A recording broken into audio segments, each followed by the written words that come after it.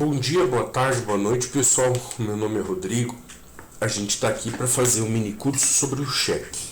Esse mini curso ele se dedica ao profissional iniciante, recém-formado, de qualquer idade, ao comerciante, ao empresário que se utiliza muito do cheque, enfim, quem quer esclarecimentos mais técnicos sobre o cheque, porém esclarecimentos que não são acadêmicos, tá? Teoria e complicação, eu acho que todo mundo já teve bastante na faculdade. O que a gente precisa agora é uma visão prática, uma visão do dia a dia, de como chega o cliente no escritório, de como é que faz para fazer uma execução, uma cobrança do cheque. Para começar, é fundamental a gente trabalhar 3 conceitos sobre o cheque que eles vão ser muito utilizados lá na frente. E são conceitos que, se você não souber exatamente o que se trata, pode gerar alguma dúvida. Esses 3 são o beneficiário, que é a pessoa a qual o cheque foi emitido, para a qual o cheque foi emitido. O emitente, que é o responsável pelo pagamento da obrigação, e a data de emissão. Desses fatores aqui eu destaco como mais importante a data de emissão e o local, tá? Isso faz profunda diferença na hora de fazer a cobrança, na hora de fazer a execução, na hora de você decidir, de você sair da dúvida para qual ação que você vai empregar depois que você foi contratado para fazer uma cobrança ou uma execução do cheque. Então, firme esses 3 conceitos, nós vamos aqui para um exemplo de um cheque emitido, onde a gente pode observar essas 3 realidades. Esse é um exemplo fictício, onde eu coloquei a figura do seu João aqui como o beneficiário do cheque, a figura do seu Pedro, também fictício, como emitente desse cheque, a data, a praça de emissão, a cidade de Lages, e a data de emissão 1º de setembro de 2020.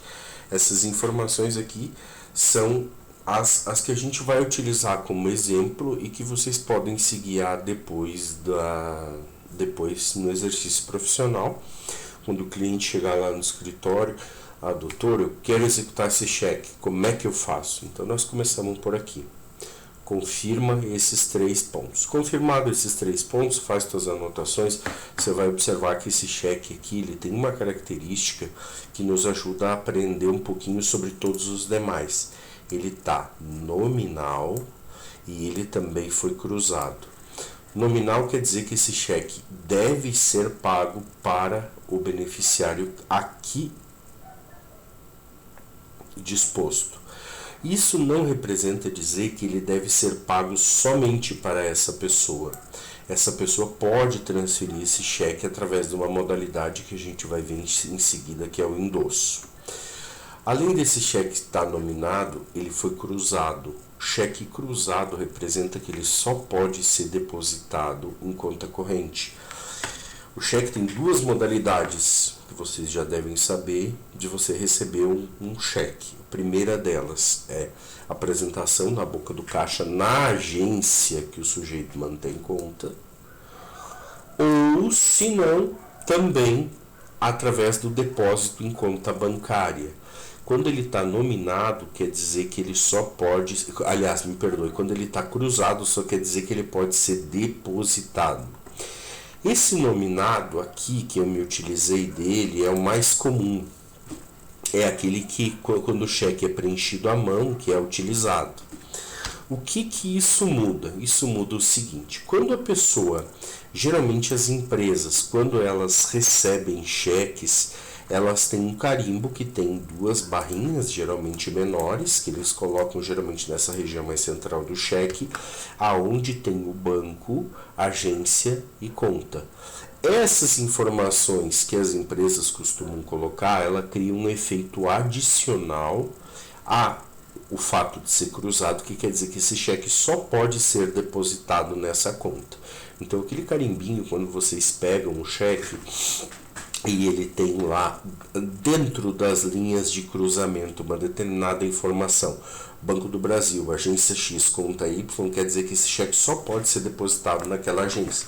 A pessoa física eventualmente pode fazer isso, embora eu nunca tenha visto alguém fazer, mas pode. Se você quiser preencher aqui com os dados, é possível. Bem, voltando à situação em que esse cheque está nominal, a gente tem o seguinte: ele estando nominal, a princípio o seu João da Silva, que é o beneficiário que pode receber. Porém, ele pode transferir esse cheque. Transferência de cheque tem o nome jurídico de endosso. O endosso do cheque é o ato pelo qual o beneficiário, aqui nomeado, ele transfere esse cheque para um terceiro ou torna ao portador. Qual que é a diferença? Esse caso específico de endosso que eu estou utilizando aqui, vocês podem ver que é o chamado endosso em branco. Por que é endosso em branco? Ele não estabelece para quem o cheque foi endossado. Ele pega um cheque que era nominal ao seu João da Silva e o seu João da Silva assinando no verso torna ele portador, torna ele ao portador. Cheque ao portador quer dizer que qualquer pessoa pode depositá-lo. Poderia, se ele não tivesse cruzado, também fazer o saque direto na boca do caixa. Também é possível. Nesse caso, seguindo a lógica do exemplo, como ele se trata de um cheque ao cruzado, então ele necessariamente tem que ser depositado. Essa modalidade de endosso aqui que eu me utilizei é, sem dúvida nenhuma, mais comum. Porém, pode haver a possibilidade do seu João da Silva, beneficiário hipotético desse nosso cheque, não querer que ele se torne ao portador. Nessa hipótese, ele pode se utilizar de uma outra ferramenta, que é o chamado endosso em preto. Como é que funciona o endosso em preto? Ele tem outros nomes, vocês vão encontrar outros nomes, mas na prática o efeito é o mesmo. Como eu disse antes, nós não estamos aqui para discutir teoria, nós estamos aqui para discutir a prática, discutir como é que o cheque vai chegar no seu escritório. O endosso em preto essas palavrinhas que eu vou digitar aqui, onde o endossatário ele faz a seguinte anotação no cheque: endosso este cheque, ou qualquer palavra assemelhada, para o senhor fulano de tal. O que caracteriza? Qual que é a diferença do endosso em branco, esse mais comum, para o endosso em preto? O endosso em branco, ele torna o título ao portador. Qualquer pessoa pode se utilizar, pode ir lá e fazer o depósito desse cheque. O endosso em preto, ele vai manter o cheque nominal. Porque o senhor João da Silva, beneficiário, endossou esse cheque tão somente para o senhor Pedro, para o senhor, aliás, fulano de tal, dono do nosso exemplo aqui. Então, essa é a diferença básica. Endosso comum torna o cheque ao portador. Qualquer um pode depositá-lo. Endosso em preto transfere o cheque para uma pessoa específica. O que isso vai influenciar na prática, na vida do advogado? O sujeito chega lá no seu escritório e diz: doutora, eu tenho um cheque aqui de 3 mil para cobrar. Eu recebi esse cheque e esse cheque está nominal ao seu João da Silva. Primeira coisa que é fundamental é você ver o verso do cheque e analisar se o seu João da Silva endossou esse título. Se ele não fez o endosso, é só o seu João da Silva que é o titular da execução. Outra pessoa não pode fazer essa execução em nome dele. Se ele tiver endossado, qualquer um pode fazer em nome dele essa execução. Essa é a diferença básica. Essa situação ela não se aplica, por óbvio, se o seu João da Silva for o seu cliente. Aí ele é o beneficiário, ele recebeu, daí não precisa avaliar nada do endosso. Mas se o cheque tem um beneficiário e a pessoa chega no seu escritório para fazer a ação e não é o beneficiário, o primeiro passo que você tem que observar é se existe um endosso.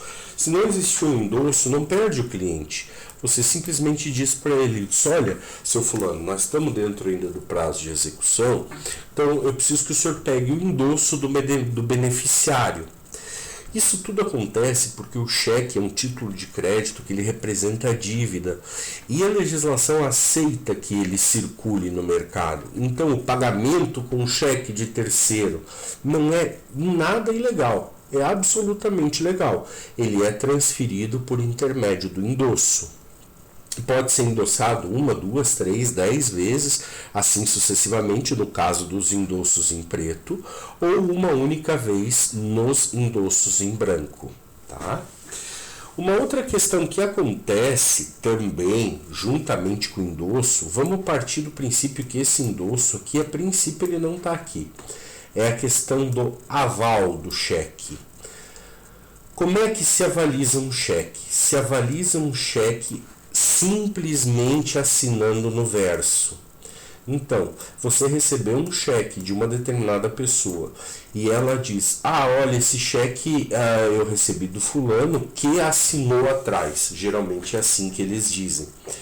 Assinou atrás quer dizer avalizou, ou seja, é responsável integral pelo pagamento do cheque, tal qual o emitente e tal qual o beneficiário, se esse cheque tiver um endosso também. Ou seja, qualquer assinatura lançada no cheque, no verso do cheque, a legislação entende que é um aval. Vocês observem nesse caso específico que eu lancei a seguinte informação aqui em cima. Por aval. Isso aqui não quer dizer necessariamente que para que valha o aval tenha que estar escrito esse por aval em cima. Não. A simples aposição de assinatura no verso do cheque caracteriza aval. Então, com isso aqui, você já tem assim, o título. Na medicina legal, dizem os mais estudiosos que os objetos de crime falam por si próprios. O cheque também ele fala por si próprio. Quando você pega o cheque e analisa essas condições iniciais aqui, você já tem mais ou menos uma história do que aconteceu.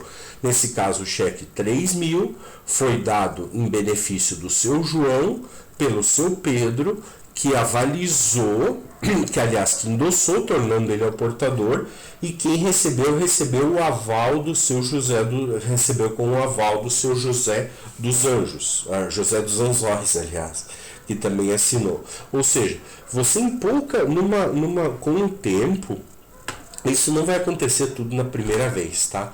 Mas isso aqui, ele vai servir para você ir ouvindo o cliente com o cheque na mão, olhando essas características aqui, você já conseguir percebendo o que de fato aconteceu no negócio de fundo. Negócio de fundo que a princípio não interessa, estando o cheque no prazo da execução. Bem, aqui para não tumultuar muito, eu não coloquei os carimbos de devolução. Os carimbos de devolução eu utilizei um outro cheque que inclusive foi objeto de uma ação judicial que eu fiz aqui para a gente poder perceber como é que funciona a devolução dos cheques e para poder perceber um outro detalhe bem importante num exemplo na prática. Esse cheque foi dado e foi devolvido pela linha 11 e pela linha 12. A linha 11, devolvido pela instituição financeira sem fundos, uma vez. A linha 12, se não me engano, é reapresentação, é um tipo específico. Reapresentação de cheque devolvido. A gente tem aqui a resolução do Banco Central, que diz exatamente como é que funciona essa questão dos cheques. Como é que funciona essa questão da devolução dos cheques. Então tem-se aqui a linha 11, cheque sem fundos, primeira apresentação. A linha 12, cheque sem fundos, segunda apresentação. Aqui tem os demais motivos que depois a gente vai ver com calma o que isso pode influenciar na vida de cada um. Então, a primeira coisa, para que se faça, daí sempre uma dúvida que é muito comum. Para fazer a execução do cheque, é necessário que ele tenha sido devolvido? A resposta é não, não é necessário. Porém, no judiciário que busca eficiência, o fato dele ter sido devolvido implica na demonstração imediata que a obrigação representada por aquele título, ou a obrigação do título de crédito, aliás, não foi quitada. Então, pode fazer pode fazer uma ação monitória sem o cheque ter sido devolvido, sem ter sido carimbado pela instituição financeira? Pode, porém, para fins específicos das ações, é melhor que o cheque tenha o carimbo. Se não tiver, ou se eventualmente for impossível obter esse carimbo, tudo bem, segue a vida. Dá para fazer ação, correndo maiores riscos, é verdade, mas dá para fazer ação. Depois a gente vai analisar isso aqui bem com calma. Outra questão que eu achei interessante nesses cheques para trazer para vocês é o seguinte: vocês podem ver, nesse aqui não vai estar tão nítido, nesse aqui vai ser melhor, acho que também não, vamos tentar aproximar aqui. O cheque ele tem um campo específico nessa região aqui que pode ser preenchido com a agência e com a conta. É o mesmo exemplo que eu citei aqui em cima das barrinhas transversais para cruzar o cheque com o número da conta aqui no meio. O preenchimento dessa região do cheque com agência e número da conta, ela obriga necessariamente que o cheque seja depositado nessa conta aqui. Ele não pode ser depositado em outra conta. Ah, eu errei, vou rasurar. Possivelmente o banco vai devolver. Então, o que acontece? Quando você recebe um cheque, hoje é possível fazer o depósito desse cheque por via de aplicativo. Você tira uma foto de frente, uma foto de verso, daí você fica pensando, mas como é que esse cheque não vai ser apresentado novamente? Não vai ser apresentado porque quando você tirou a foto para fazer o depósito na sua conta corrente, você preencheu esses dois campos aqui, agência e conta. Com esses dois campos preenchidos aqui, ele não pode ser depositado em outra conta e fica responsável e fica claro que quem fez o primeiro depósito fica responsável pela guarda e a eliminação do cheque depois da compensação. Então, quando receber um cheque, isso serve até para a gestão dos interesses do advogado, do comerciante no escritório. Recebeu o cheque, tem certeza que esse cheque você não vai passar para ninguém para fazer nenhum tipo de pagamento? Tu pode cruzá-lo, tá? E escrever o número da tua conta e a agência no verso dele. Se esse cheque vier a ser furtado, extraviado ou vítima de qualquer problema, ele só serve para a conta corrente que você anotou aqui, muito possivelmente a sua conta corrente, tá? Então, fazendo um apanhado breve do que a gente tem aqui. A gente tem os elementos principais para entender a questão do tema. Você tem o endosso, que foi explicado, que é a modalidade de transferência. Pode ser o portador, pode ser designando alguém em especial. Aqui você tem o endosso e o aval. Um não exclui o outro, isso é sempre importante vocês terem em mente. Ele pode ter o endosso e em seguida ser avalizado. O endosso e o aval são figuras distintas e que podem existir autonomamente no cheque. O cheque, se ele não tiver preenchido o portador, como nesse caso da folha aqui em branco, se ela não tiver preenchido o portador, se ele não tiver preenchido o beneficiário, ele é o portador. Ou seja, qualquer um pode apresentá-lo. Então, ele pode não ter o beneficiário propriamente dito e ter o aval de alguém. Isso é possível. É um título ao portador com garantia por aval. Tá?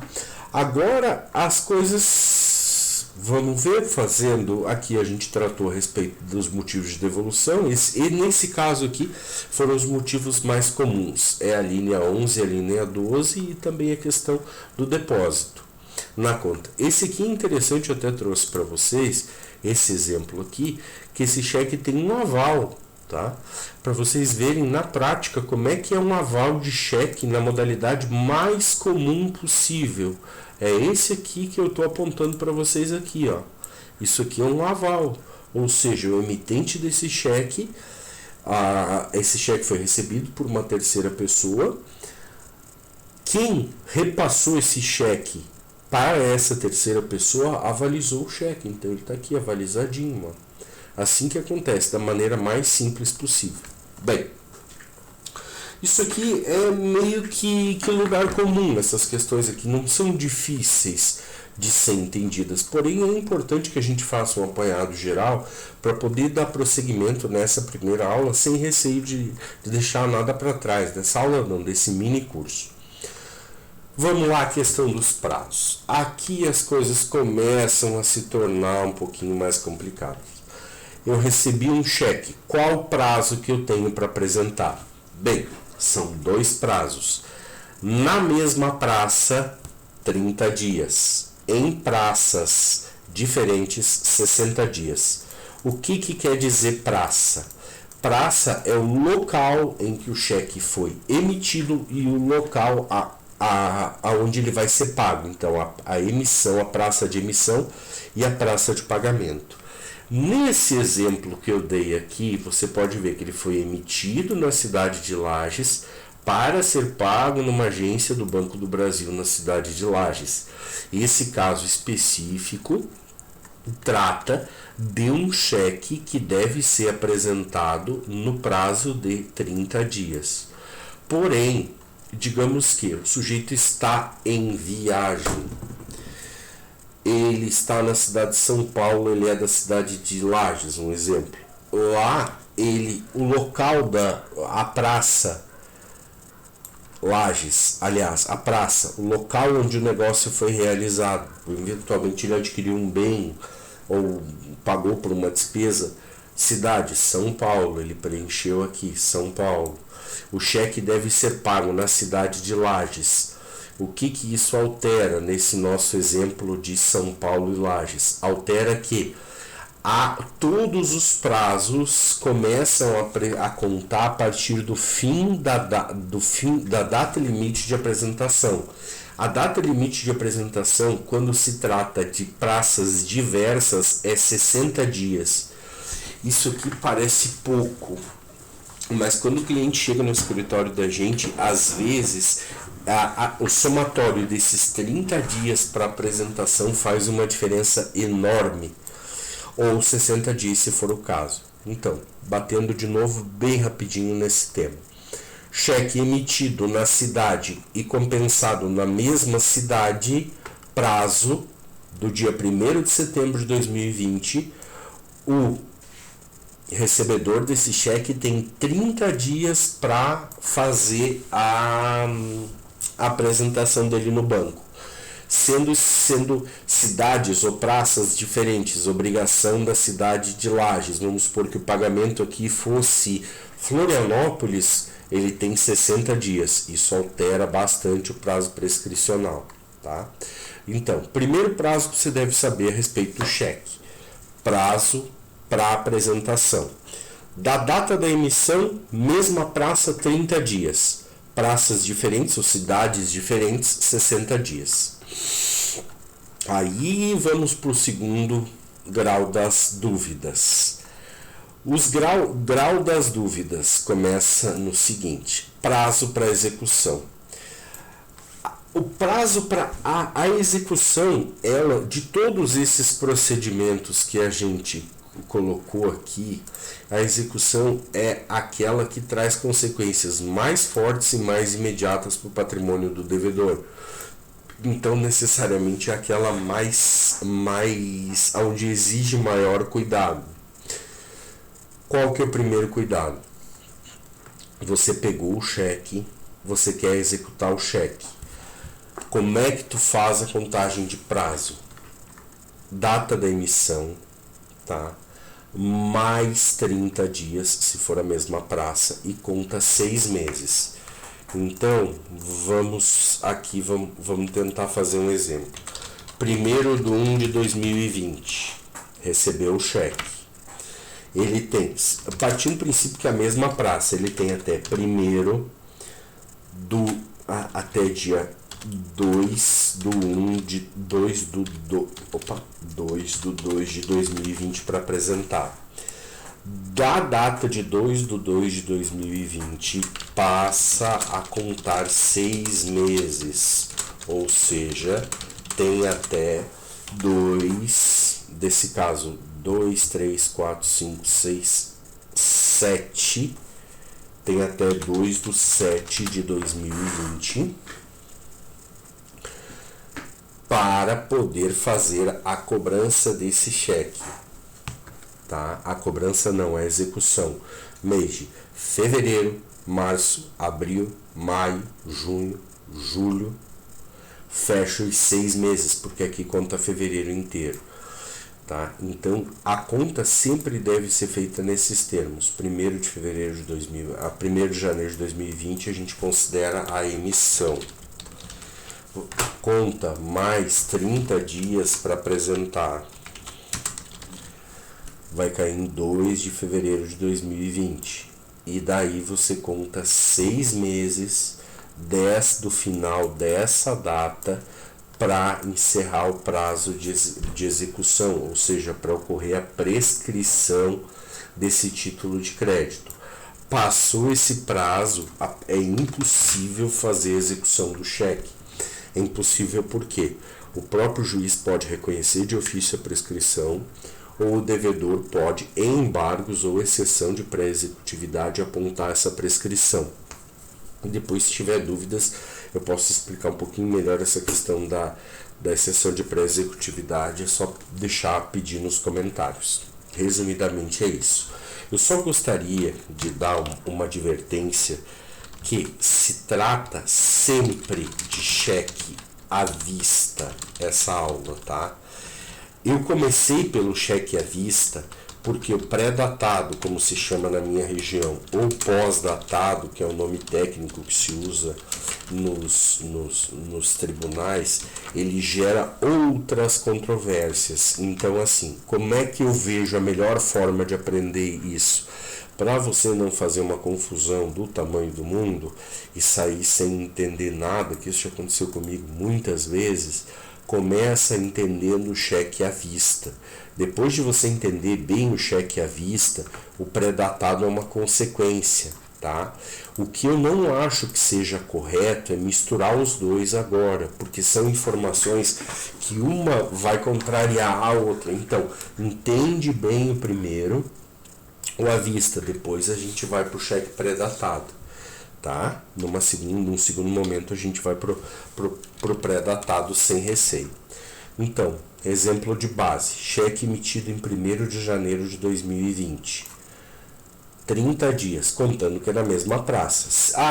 Foi emitido a outra praça, então conta 60 dias, aqui vai ganhar um mês. Desse um mês você vai contar março, abril, maio, junho, julho e aqui vai cair no mês de agosto. Tá? Porque 60 dias, volta para cá. 60 dias porque é cheque de outra praça. Tá? Se for cheque da mesma praça, 30 dias. Então, por aqui a gente já começa. Então, esquecendo um pouquinho disso aqui, ó, deixando isso aqui um pouquinho para depois, a execução ela vai funcionar dessa maneira, de uma maneira relativamente simples, tá? Para a contagem de prazos. O que eu dou para vocês como dica, tá? Sempre contem o prazo de maneira mais segura possível. Ninguém é perfeito, ninguém é uma calculadora, ninguém é máquina, ninguém é nada. Então, a hora que você atender o cliente, que você pede o tempo para você estudar, você pega um papel, pega a caneta e faz essa continha da maneira mais segura que você puder. Não faz de cabeça, não dá chutão, porque isso aqui dá zebra. Isso aqui dá muito, tem muito título prescrito levado à execução, muito mais do que vocês imaginam. E aí eu vou dar outra dica. Esse nosso mini curso aqui, ele não serve tão somente para executar os cheques, ele serve para você defender também. Então, assim, cliente chegou lá, doutora, estou sendo executado por um cheque. que eu dei. Esse roteiro que a gente fez aqui, você pega o título que está nos autos, agora cópia eletrônica, e acompanha tudo isso também. Gente, acredite em mim, tem muita matéria defensiva nisso aqui. Você começa olhando a data de emissão. Será que o título já não estava prescrito? Será que o advogado não executou um título prescrito? Será que esse cheque não estava nominal a uma pessoa e não tendo endosso, esse exequente é parte legítima? Tá? Será que o meu cliente, será que ele foi devolvido pelas alíneas certas? Será que não foi erro do banco? Então, assim, ó, muito embora o título hoje ele tenha se tornado eletrônico, a forma com que ele chega para a gente, antigamente ele era juntado numa folha no papel. Você esmiuça ele, não tenha dúvida. Como eu fiz o exemplo da medicina legal ali antes, que o objeto do crime, o cadáver, conta a história do que aconteceu, o cheque também conta, os títulos de crédito de modo geral ele também conta. Então é assim, ó, não fica com vergonha, analisa 1, 2, 3, 10 vezes, vai atrás de perguntar: ô seu fulano, de quem que é essa assinatura? Para quem que o senhor deu esse cheque? Esse cheque foi depositado na conta certa? Esse cheque foi apresentado no prazo certo? Esse cheque poderia ter sido devolvido pelo banco por essa linha? Você vai encontrar muita matéria defensiva. Olha isso com calma. E depois, estando num lado ou no outro, analisa a prescrição, vê os prazos, faz a continha na caneta, conta nos dedos, não precisa ter medo, não precisa ter receio. Isso aqui, há muito mais erros do que a gente pode imaginar nisso aqui. Bem, pessoal, o tempo quando a gente está gravando passa muito rápido, já passou 30 minutos, então hoje vamos chegar na execução. Na segunda aula, nós vamos pegar aqui as demais ações, que é a de enriquecimento ilícito, a monitória e a cambial. Opa, tem um errinho aqui que nós já vamos corrigir. A ação cambial e a ação monitória. E também a questão, deixa eu dar uma olhadinha aqui, deixa eu conferir, e também a questão das garantias. Quem é que pode ser executado, quem é que não pode ser executado. Se o título está prescrito, posso executar o aval? Não posso. Mas por enquanto minhas dicas são essas. Prestem bem atenção nesses requisitos, não passem por cima, que vocês vão ver que acha muita coisa boa e evita muita dor de cabeça no futuro. Das vezes a gente pegar o cheque na pressa, eu vou executar, o cliente é bom, olhou, faltou um endosso, o juiz extingue uma inicial, o juiz dá por inepto uma inicial, o credor embarga lá na frente, gera um problemão, a gente passa aquele medo de sucumbência, enfim, ou deixa de ganhar uma sucumbência que seria justa. Então eu vou deixar esse material à disposição e logo vem a segunda aula, onde a gente retoma esse assunto, retoma a questão dos coobrigados e daí vai estruturar um modelo. Vamos tentar fazer junto, não sei se uma ação de cada ou se uma execução e uma monitória, que são as principais. Tá certo? Muito obrigado. Quem curtiu aí, dá um like, é importante pra gente. Tudo de bom pra vocês.